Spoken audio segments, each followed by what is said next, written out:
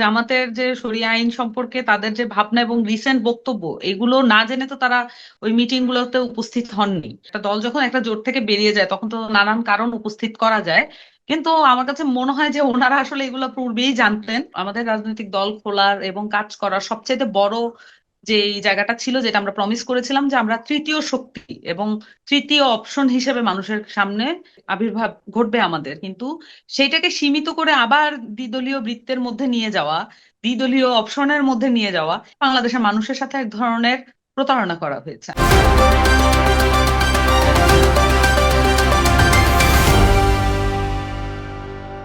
আসসালামু আলাইকুম। সুপ্রিয় দর্শক, স্বাগত জানাচ্ছি।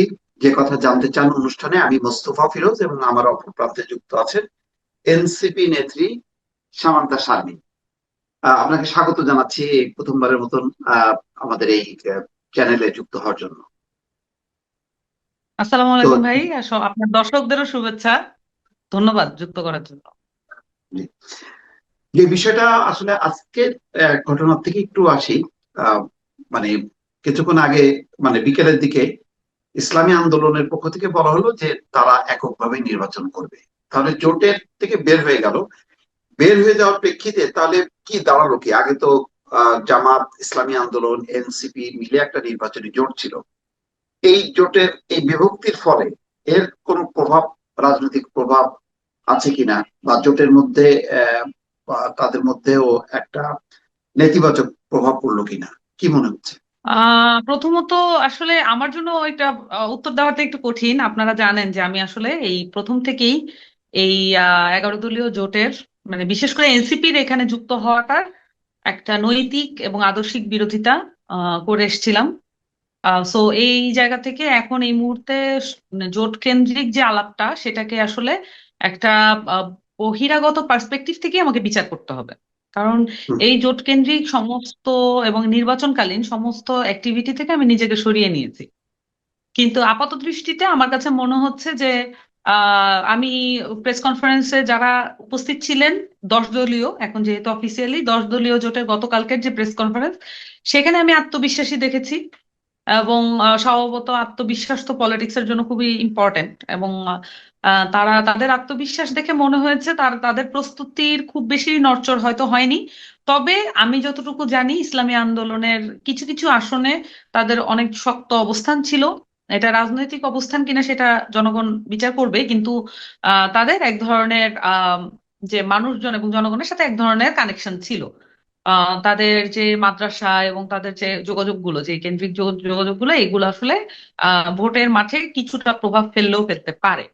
আমার কাছে এখানে উভয় দিক থেকে, এটা প্লাস মাইনাস উভয় দিক থেকেই বিবেচনা করলে আমি বলবো যে যেহেতু একটা বড় ফোর্স, সেই জায়গা থেকে হয়তো কিছুটা প্রভাব পড়লেও পড়তে পারে। কিন্তু আবার অন্যদিকে আসলে একটা হচ্ছে মোবিলাইজেশন, আর একটা হচ্ছে পলিটিক্যাল ফিল্ডে তার প্রয়োজনীয়তা। সেই জায়গা থেকে আসলে ইসলামী আন্দোলন কতটুকু গুরুত্বপূর্ণ, এইটা আসলে প্রশ্নের মানে ওর প্রশ্নের অধীনে, এটা আসলে প্রশ্নের ঊর্ধ্বে বিষয় না। তো আমার কাছে মনে হয় যে এটা আমাদেরকে আরেকটু অপেক্ষা করতে হবে যে মাঠ কেন্দ্রিক এটার কোনো প্রভাব বিস্তার করবে কিনা। তবে আমি গতকালকের প্রেস কনফারেন্স দেখে আমার কাছে মনে হয়েছে যে রাজনৈতিক যারা, মানে 10 দল যারা একত্রিত হয়েছে, তারা যদি এইভাবে আত্মবিশ্বাসী থাকে সেটা ওয়ার্ক করতেও পারে। তো এখন মানে ইসলামী আন্দোলন বের হয়ে যাওয়ার পর স্বাভাবিকভাবে আসনের দিক থেকে এখন সেকেন্ড পজিশনে স্বাভাবিকভাবেই এটা মার্কেটে আসবে যে এটা জামাত এনসিপি জোট। তো এই জোটের মধ্যে যে আদর্শিক কারণটা আজকে ইসলামী আন্দোলন বলছে যে তারা শরিয়া আইনের বাস্তবায়নের কোনো ইয়ে দেখছে না, মানে এই জোটের মধ্যে। সেই কারণে তারা সরে গেছে। এখন যারা থাকলো সেখানে আবার জামাত ইসলাম থাকলো। জামাত ইসলামের সম্পর্কে তাদের অভিযুক্ত হচ্ছে যে তারা তো এই বর্তমান রাষ্ট্র কাঠামোটাই চায়, তারা তো দিয়ে তাদের ইসলামিক আদর্শ বাস্তবায়ন হবে না। তাহলে সেই দিক থেকে কি কিছুটা মিলে গেল জামাতের মানে গণতান্ত্রিক আদর্শ, আবার এনসিপির গণতান্ত্রিক আদর্শ, তাতে জোটটা কি লাভবান হলো কিনা, যেহেতু এরা কিছুটা শরিয়া আইনের কথাটাই বলছে? আপনার কাছে কি মনে হচ্ছে? আমার কাছে এটা প্রশ্নটা খুবই ক্রিটিক্যাল এবং গুরুত্বপূর্ণ এখানে। আমার কাছে মনে হয় যে ওনারা যখন ইসলামী আন্দোলন যখন প্রাথমিক অবস্থায় জোটের ব্যাপারে খুবই আগ্রহী ছিল, সেই আলাপ আলোচনাগুলো আসলে আমিও এটার মধ্যে, এই বিষয়গুলো আমি জানতাম। সো তাদের যে আগ্রহ, তখন কি আসলে জামাতের যে শরিয়া আইন সম্পর্কে তাদের যে ভাবনা এবং রিসেন্ট বক্তব্য, এগুলো না জেনে তো তারা ওই মিটিং গুলোতে উপস্থিত হননি। তার মানে এটা এখন তারা, হ্যাঁ, একটা দল যখন একটা জোট থেকে বেরিয়ে যায় তখন তো নানান কারণ উপস্থিত করা যায়। কিন্তু আমার কাছে মনে হয় যে ওনারা আসলে এগুলো পূর্বেই জানতেন, কিন্তু এখন হুট করে এই কারণগুলো উপস্থিত করার মধ্য দিয়ে আসলে জামাত যে এই ধরনের রাজনৈতিক দল, তাদের তার চেয়ে বেশি তাদেরকে ক্রেডিট দেওয়া হচ্ছে। মানে আমি যেটা বুঝাতে চাচ্ছি, আসলে জামাত বাংলাদেশের যেই মধ্যমপন্থী যে অবস্থান, সেটার থেকে অনেক দূরেই অবস্থান করে। কিন্তু যতটা দূরে অবস্থান করে, ইসলামী আন্দোলনের এই মন্তব্যের মধ্যে দিয়ে তাদের চেয়ে বেশি, তার চেয়ে বেশি ক্রেডিট আসলে জামাত পেয়ে যাচ্ছে।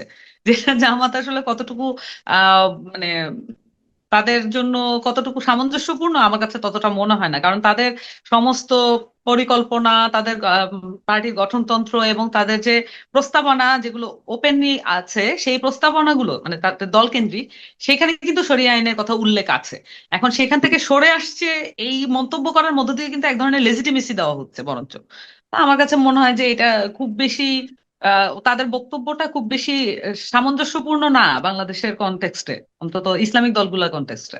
তো এখানে এনসিপি কতটা উদ্বুদ্ধ করতে পারবে? আগে এক সময় বলা হতো যে যখন নাকি জামাত বিএনপি জোট ছিল, তখন বলা হতো যে যদি এই জামাতকে নিয়ে বেশি দূর অগ্রসর হয় বিএনপি, তাহলে বিএনপি কে খেয়ে ফেলবে। সেখানে এনসিপি কতটা মানে প্রভাব ফেলতে পারবে, নাকি জামাত অনেকখানি বেশি প্রভাব ফেলবে এই এনসিপির উপরে?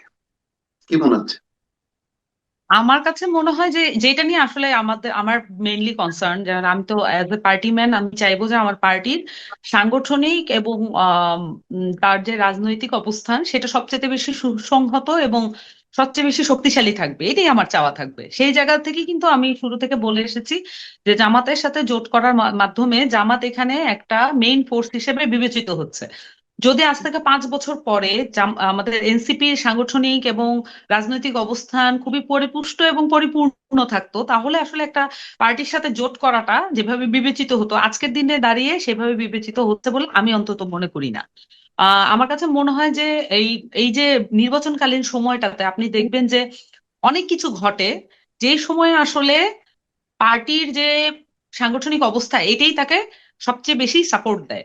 সেই কারণগুলোই কিন্তু আমার পার্টি বলছে যে সাংগঠনিক অবস্থার দুর্বলতা, এই বিষয়গুলোই কিন্তু বলছে। মোটা দাগে আমার পার্টির সাংগঠনিক অবস্থা যা, তার চেয়ে অনেক কম বিবেচনা করে আসলে এই জোটটাতে যাওয়া হয়েছে। সো আরেকটা জায়গা থেকে দেখতে হবে যে নির্বাচনকালীন সময় যে ধরনের অস্থিরতা তৈরি হয়, সেখানে কিন্তু আপনি না চাইলেও অনেক সিচুয়েশনের মধ্যে দিয়ে যেতে হয়, যে এই সিচুয়েশন গুলোর মধ্য দিয়ে আপনি আপনার পার্টি সবচাইতে ত্যাগী কর্মীটাকে চিহ্নিত করতে পারবেন, এবং তার মধ্যে পরবর্তীতে যখন কাউন্সিল হবে এই সময়গুলোতে কিন্তু এই ত্যাগী কর্মীদের আপনি একটা রাজনৈতিক বিবেচনার মধ্যে আনতে পারেন। কিন্তু যখন জামাতের সাথে জোট করা হয়, এটা যে কোনো বড় দলের ক্ষেত্রে কিন্তু এটা ঘটে। এবং আপনি দেখেছেন যে আমাদের মুখ্য সংগঠক সার্জিস আলম উনি বলেছিলেন একটা বক্তব্যে যে যে কোনো বড় দলের সাথে জোট করার মাধ্যমে পার্টিটাকে গ্রাস করে ফেলার এক ধরনের প্রবণতা তৈরি হয়। এই কথাটা কিন্তু যুক্তিযুক্ত। এই কথাটা কিন্তু যুক্তিযুক্ত বিধায়ী কিন্তু এই জোটটা আসলে কতটুকু ওয়ার্ক করবে বা আমার পার্টির জন্য কতটুকু ভালো হবে, জোট ওয়ার্ক করতে পারে, নির্বাচনে তারা ভালো ফলাফল করতে পারে, কিন্তু আমার পার্টি, যে পার্টি আসলে গণঅভ্যুত্থানের পরে একটা নতুন শক্তি হিসেবে বিবেচনাধীন ছিল, তার সাংগঠনিক দুর্বলতাই বরঞ্চ প্রকাশ করা হইলো। যে আমাদের সাংগঠনিক অবস্থা বা শক্তিশালী অবস্থান যতটুকু ছিল এলাকা ভিত্তিক, সেটার চেয়ে একটু বেশি দুর্বল হিসেবে বিবেচিত হইলো। এখন বিষয়টা যেটা দাঁড়াবে, ওই যে একটু শেষ করি, ওই যে বিষয়গুলো আছে যে একটা ক্রিটিক্যাল মোমেন্টে একটা এলাকায় আসলে কি ধরনের ভূমিকা নিচ্ছে কর্মীরা, সেই কর্মীটা কি আমার কর্মী নাকি জামাতের কর্মী, সেটা আমি এখন আর খুব বেশি আলাদা করার সুযোগ থাকলো না। এবং পরবর্তী রাজনীতিতে আমি আসলে কিভাবে আমার পার্টির যে জেলা কমিটি উপজেলা কমিটি ভিত্তিক যে রাজনীতি, এটা কিভাবে দাঁড়া করাবো সেটা নিয়ে অ্যাজ এ পার্টি ম্যান আমি একটু শঙ্কিত। তো এই বিষয়গুলো আসলে একটু ভাবা দরকার আর কি এখন।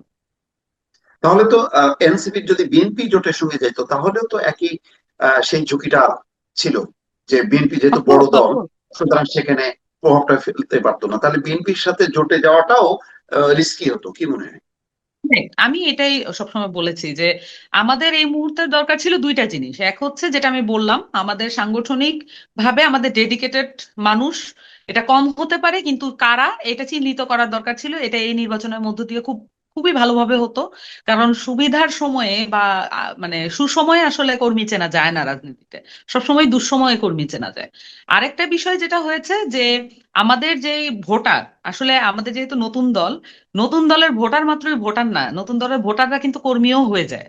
এটাই সিস্টেম। সো এই এই যে আমাদের ভোটাররা, তাদেরকে একদম সুনির্দিষ্টভাবে আলাদা করতে পারা, যারা এই সময়েও আসলে এনসিপি কে, শাপলা কলিকে ভোট দেওয়ার যে গার্ডস এটা দেখাবেন, তাদেরকে আসলে চিহ্নিত করতে পারা আমাদের পরবর্তী কর্মীদেরকে আরো বিস্তৃত, কর্মী বাহিনী আরো বিস্তৃত করার ক্ষেত্রে কিন্তু কাজে লাগতো। আমি এই দুইটা জায়গায় একটা বড় লস দেখতে পাচ্ছি। আর তবে রাজনীতির ক্ষেত্রে শেষ কথা বলে কিছু নেই এটা বলে। আবার আরেকটা জিনিস বলা হয় যে রাজনীতির ক্ষেত্রে ওই মানে পার্লামেন্টে না গেলে দল গঠন করা যায় না, দলকে টেকানো যায় না, এরকম কিছু কথা আমাকে যুক্তি হিসেবে দাঁড় করানোর চেষ্টা করা হয়েছে আমার সামনে। কিন্তু আমার কাছে সবচেয়ে বেশি জরুরি ছিল যে একটা নতুন পার্টি তার স্বতন্ত্র না, সেটা কি হয়, অবস্থান। জাতীয় পার্টি তো দেখা গেছে, জাতীয় পার্টির উদাহরণটা যদি দেই, জাতীয় পার্টি মানে দিনকে দিন আরো ছোট হয়ে আসছে আসছে সুতরাং পার্লামেন্টে গেলেই যে দল বড় হয় বিষয়টা তো তা না। হ্যাঁ, আমি তো মানে ধরেন আমরা বয়সে ছোট হতে পারি, কিন্তু রাজনৈতিক পড়াশোনা নিতান্ত একেবারে ফেলে দেওয়ার মতো নয়। সো আমরা আসলে জাতীয় পার্টি বা জাসদ উভয় দিক থেকেই মুক্ত থাকতে চেয়েছিলাম, মানে উভয়ের যে রাজনৈতিক অবস্থান বা বিভিন্ন ইতিহাসে তাদের যে পরিক্রমা দেখতে পেয়েছি, এনসিপি সেটা হওয়ার কথা না। এনসিপি সেই ধরনের অবস্থানও নেয়নি। গণঅভ্যুত্থানের পরে তার সবচাইতে বড় সম্ভাবনা উপস্থিত হয়েছিল, নানান কারণে আমরা সেটা মানে হারাতে দেখেছি, আবার এটা রিগেইন করতে দেখেছি। এই ব্যাক এন্ড ফোর্থের মধ্য দিয়ে কিন্তু পার্টির একটা অবস্থান তৈরি হচ্ছিল। সো নির্বাচন একটা বড় সুযোগ ছিল। মানে আমি বলবো যে মানুষ চেনার ক্ষেত্রে, মানে মানুষ দিয়েই তো আসলে পার্টিটা তৈরি হয়। তো মানুষ চেনার ক্ষেত্রে একটা বড় সুযোগ ছিল। মানে এটা অভূতপূর্ব ভাবে এগিয়ে নিয়ে যেত পার্টিটাকে, একটা চরম বুস্ট আপ হতো। এবং ঠিক জোট ঘোষণার আগ পর্যন্ত পার্টির যে ইন্টারনাল আমি বলবো যে সক্ষমতা এবং তাদের যে মানসিক ধৈর্য, সেইটা আমি বলবো যে অনেক বেশি ছিল। বরঞ্চ এখন অনেকটাই মনে হচ্ছে যে একটু ছাড়া ছাড়া, এবং যেহেতু জামাতের সাথে জোট হয়েছে তার মানে এলাকা ভিত্তিক জামাত সাপোর্ট দিবে, সো আমাদের খুব বেশি কিছু করা লাগবে না, এই ধরনের একটা মানে ঢিলেমি হয়তো আমাদের কর্মীদের মধ্যে চলে এসেছে বলে ধারণা করছি। কিন্তু অন্যদিকে আমাদের কিন্তু এখন সবচেয়ে বেশি ব্যস্ত থাকার কথা, যেহেতু ছোট দল, সবচেয়ে বেশি কাজ করার কথা এখন আমাদের। এক্স্যাক্টলি। আমরা দেখছি যে ডাক্তার তাসনিম যারাকে ঘিরে বেশ একটা উদ্দীপনা আছে ভোটারদের মধ্যে। আবার দেখছি পাশাপাশি একটা তরুণদের আর একটা প্ল্যাটফর্ম সামনে এসছে, আজকে তার আত্মপ্রকাশ ঘটলো। আহ, তরুণদের কি আর একটা সম্ভাবনা তৈরি হলো? মানে তারা হয়তো মনে করছে যে এনসিপি যেখানে পারে নাই সেই জায়গা থেকে আমরা শুরু করব। কারণ তরুণদের যে একটা চাহিদা আছে সেটা তাসনিম যারাকে ঘিরেও এটা কিন্তু পরিষ্কার বোঝা যাচ্ছে যে যার এই মুহূর্তে কোনো দল নেই। আচ্ছা, দুইটা বিষয় এখানে। একটা বিষয় যারা তাসনিম জারার যে অবস্থান থেকে যেটা বললেন, আমি নিজে খুবই অবাক হয়েছি। যে এখানে যারা আপু ইলেকশন করছেন, এটা আমাদের জন্য খুবই ভালো, মানে আমি মনে করি বাংলাদেশের জন্য এটা খুব ভালো, পার্টির জন্য যাই হোক, কিন্তু এটা বাংলাদেশের জন্য ভালো। কিন্তু অন্যদিকে এখানে আমরা যারা মানে এটা এক ধরনের মন্তব্য করেছিলাম এবং জোট না করে স্বতন্ত্র ইলেকশনের পক্ষে কথা বলেছিলাম, তাদের মধ্যে থেকে 6 জন নারী ইলেকশন, মানে 5 জন নারী ইলেকশন করছেন না এবার। এটা যে বাংলাদেশের জন্য কত বড় লস, এটা শুধুমাত্র এটা পার্টি কেন্দ্রিক বিবেচনা করলে হবে না। আমি যেটা দেখতে পাচ্ছি এটাকে পার্টি কেন্দ্রিক দেখা হচ্ছে, যে এনসিপির নারীরা ইলেকশন করতে পারেনি, অ্যাজ ইফ এটা এনসিপির লস।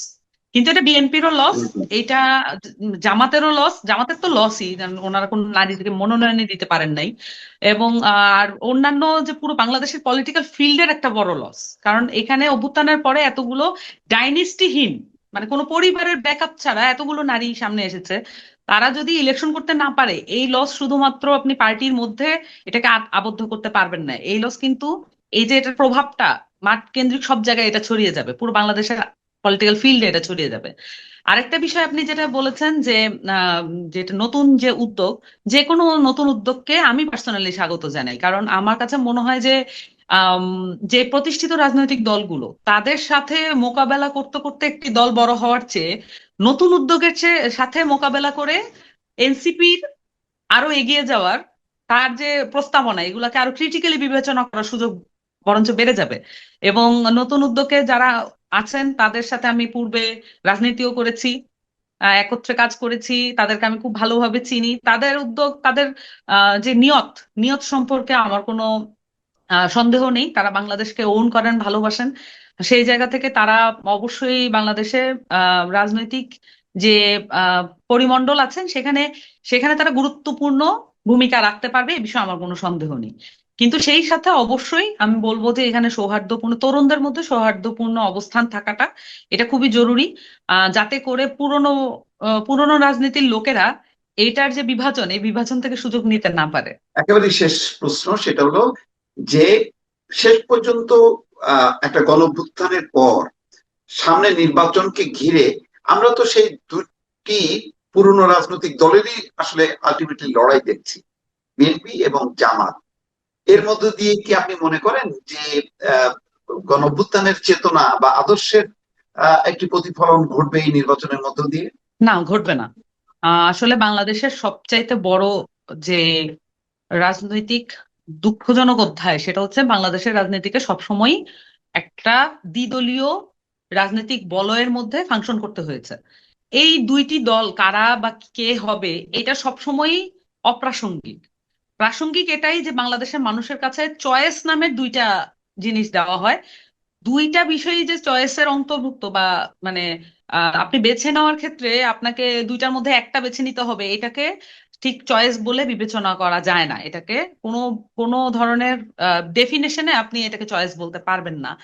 আর সেখানে আমাদের আমাদের যে আমাদের রাজনৈতিক দল খোলার এবং কাজ করার সবচেয়ে বড় যে এই জায়গাটা ছিল, যেটা আমরা প্রমিস করেছিলাম যে আমরা তৃতীয় শক্তি এবং তৃতীয় অপশন হিসেবে মানুষের সামনে আবির্ভাবে আবির্ভাব ঘটবে আমাদের। কিন্তু সেইটাকে সীমিত করে আবার দ্বিদলীয় বৃত্তের মধ্যে নিয়ে যাওয়া, দ্বিদলীয় অপশনের মধ্যে নিয়ে যাওয়া, বাংলাদেশের মানুষের সাথে এক ধরনের প্রতারণা করা হয়েছে। আমি বলবো আমার দলের পক্ষ কিন্তু থেকে সেটা এটা তো প্রতারণা। উদ্যোগটা ছিল, এনসিপি একটা তিন দলীয় একটা জোট করলো, সবাই কিন্তু মনে করলো যে এটাই বোধহয় তৃতীয় ধারা, মানে দুই দলের বাইরে। তো এটা রাইট। এত দ্রুত মানে হইলো বেশ আলাপ আলোচনার মধ্য দিয়ে, কিন্তু খুব দ্রুতই এটার সমাধি হয়ে গেল। না, এটা তো বাংলাদেশের ইতিহাসে, না আমরা তো ইতিহাস তৈরি করতে বেশ পারঙ্গম আর কি আমাদের পার্টি।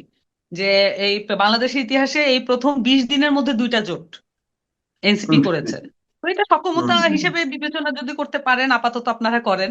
কিন্তু আমি বলবো যে এটা অনেক বড় লস হলো, যে সংস্কারকে সামনে রেখে যে গণতান্ত্রিক সংস্কার জোট, সেটাকে কোনোভাবে ফর্মালি এটাকে ক্লোজ ঘোষণা করাও হয়নি। এগুলো আমি বলবো যে রাজনৈতিক অপরিপক্কতা এবং রাজনৈতিক দূরদর্শিতার অভাব থাকলে একমাত্র এই ধরনের ডিসিশন নেওয়া সম্ভব। আর মানে সংগ্রাম করা বা লড়াই করা, এটার মধ্য দিয়ে আসলে যে কোনো দলের রাজনৈতিক ক্যারেক্টার তৈরি হয়। আর না হলে আসলে সুবিধা তো সকলেই এনজয় করতে পারে, কিন্তু লড়াইটাই বা কতজন দীর্ঘ দিনের জন্য বয়ে বয়ে নিয়ে যেতে পারে। আসলে তৃতীয় শক্তি এটা বাংলাদেশে অবশ্যম্ভাবী, এটা আপনি কোনোভাবেই মানে ঠেকানো যাবে না। এটা বারবার এটাকে না, সামনে নিয়ে ঠেকানো তো আসার জন্য। যায়নি, কিন্তু শক্তির কারণেই তো একটা গণঅভ্যুত্থান, তাই না?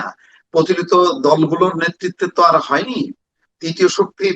কিন্তু সেই তৃতীয় শক্তির মানে এখন যে অবস্থায়, আর কি কোনো সম্ভাবনা থাকলো এই এতগুলো ঘটনার পর? থাকলো কি?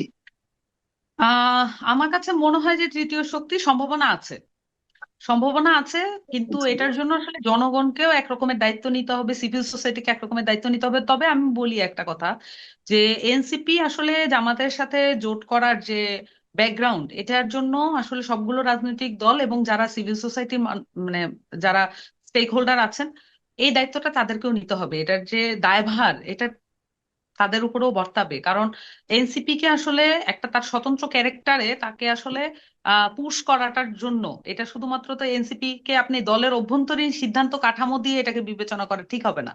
এবং আমাদের কিন্তু এক ধরনের, আমি যেটা সবসময় বলেছি যে মিডিয়া যে আমাদেরকে নানান কিছুতে কোশ্চেন করেছে, কখনো কখনো অনেক সময় দেখা গেছে যে আহ অন্য দলকে কোশ্চেন না করে আমাদেরকে বেশি কোশ্চেনের মুখোমুখি করেছে। তারপর আমি এটা অ্যাপ্রিসিয়েট করেছি। শুধুমাত্র মিথ্যা, অপতথ্য, ডাহা মিথ্যা এগুলোর ক্ষেত্রে আমি অবশ্যই মনে করি এটা সাংবাদিকতার যে নর্ম সেটার বাইরে। কিন্তু তাছাড়া যেই ধরনের সমালোচনা হয়েছে আমি সবসময় এটা অ্যাপ্রিসিয়েট করেছি, কারণ আমি মনে করি যে আমাদের দলের সাথে এখন অনেকেই যুক্ত হবেন যদি এই প্রেশারটা আউটসাইড থেকে না থাকে, তাহলে আসলে এখানে আমি ওই যে যে যারা আসলে এনসিপি কে ওন করবেন, নতুন শক্তিকে ওন করবেন, সেই মানুষগুলোকে আমি খুঁজেও পাবো না। তো আমি সবসময় বলেছি যে আপনাদের যে সিভিল সোসাইটি সবার যে প্রেশার, এটা আমার পার্টির জন্য ভালো, কিন্তু প্রেশারটা এতই, কখনো কখনো এত মাত্রায় ছিল যে তারা বোধ করেছে যে কোনো একটা পাওয়ারফুল পার্টির সাথে তাদেরকে যেতেই হবে। তো এই পর্যন্ত এই মাত্রাটা আসলে সিভিল সোসাইটিও এটাকে কন্ট্রোল করতে পারে নাই, ব্যর্থ হয়েছে। এটা ইন্টেনশনালও হতে পারে কারো কারো ক্ষেত্রে, এটা তো আর, এখন বিবেচনা করতে পারছি না। কিন্তু আমার কাছে মনে হয় যে তৃতীয় শক্তির জন্য যেই দূরদর্শিতা বা রাজনৈতিক আম, আম, বোঝাপড়ার প্রয়োজন, সেইটা আসলে আমাদের পার্টির পক্ষ থেকে এটা মিসিং ছিল। তো এইটার সম্ভাবনা যদি নাও থাকে, এটা তৈরি করতে হবে আমার পার্টিকে। নতুবা আসলে বাংলাদেশে কতদিন রাজনীতি করতে পারবে এভাবে? তো আসলে এটা কোনো রাজনৈতিক বলয় না। এটা হয় এই যে দ্বিদলীয় বৃত্তের মধ্যে ফাংশন করাটা, এটা কোনো রাজনৈতিক অবস্থান হইতে পারে না কারো। অনেক ধন্যবাদ সামান্তা শারমিন। দর্শক শুনছিলেন সামান্তা শারমিনের বিশ্লেষণ। নিশ্চয়ই আমরা অন্যান্য বিষয় নিয়ে আগামীতে আবারও মুখোমুখি হবো। আজকে পর্যন্তই, ভালো থাকবেন, আল্লাহ হাফেজ।